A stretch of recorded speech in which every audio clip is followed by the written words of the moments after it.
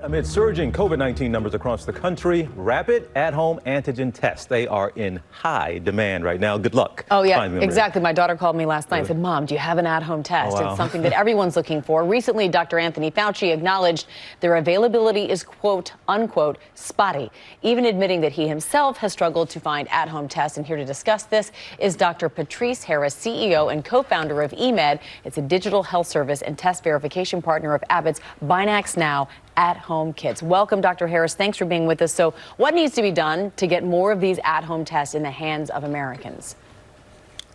Well, good afternoon, and it's good to be with you. And I think we need to make sure that we are following through on the initial investment that the Biden administration made.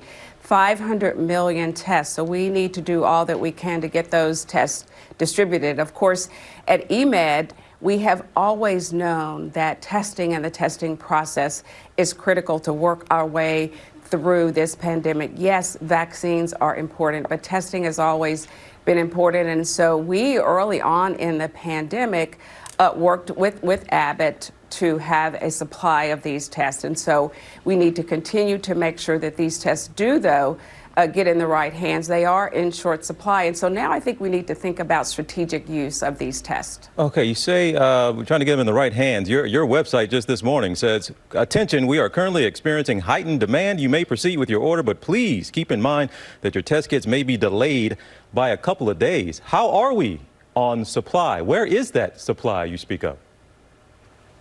Well, we have supply in our supply chain. We also partner with the Optum store and Quest. There may be a delay in getting the tests to those who order through our system.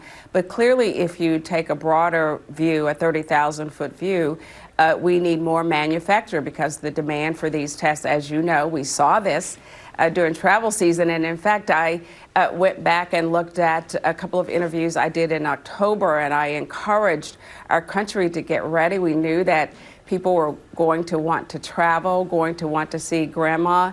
So I think, again, this takes an all-in societal approach from manufacturing to distribution to supply. And I also want to emphasize that the testing is important, the tests are important, but the process is important too. We want to make sure that public health agencies have the data they need, and that's why when you use the eMed process, we guide the test taker through the process, but importantly, there's a lab report at the end of that process, and we report the results to local public health agencies. We need to know that to continue to monitor outbreaks. Curious, though, for people who have gotten their hands on some of these at-home testing, what advice would you give to people who may be doing this for the first time for themselves without the help of a nurse or any sort of medical professional? What advice would you give them? Well, again, I have to say that's the very reason we came up with this process. Listen, I'm a physician, and the very first time I took the test, I did it incorrectly.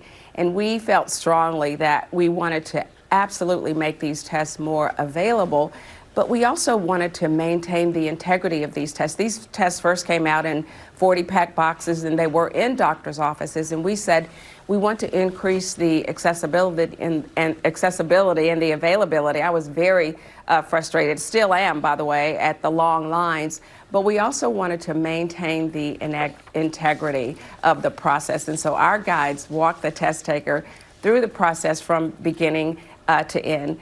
Those who get the test from other means, I would say, certainly walk through the guidelines, maybe connect with a friend or a family member or a doctor's office who has taken the test, because it is really important to perform these tests correctly. The results are life and death, and we want to make sure that we can use these results for action. Dr. Harris, can you tell our audience, why do they have to cost so much? Aren't you afraid that does price a whole lot of people out of getting a test and getting this information that we say is so critical of getting us out of this pandemic?